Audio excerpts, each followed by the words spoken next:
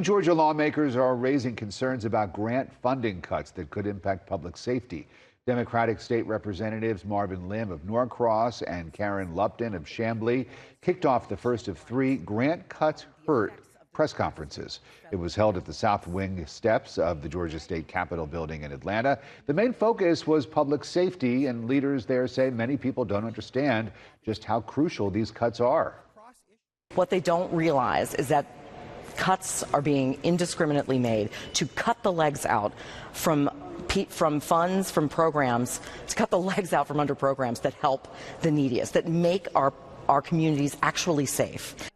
Another conference will be held next Wednesday, focusing on prioritizing health. The last one will be held a week from then on the 25th, prioritizing education.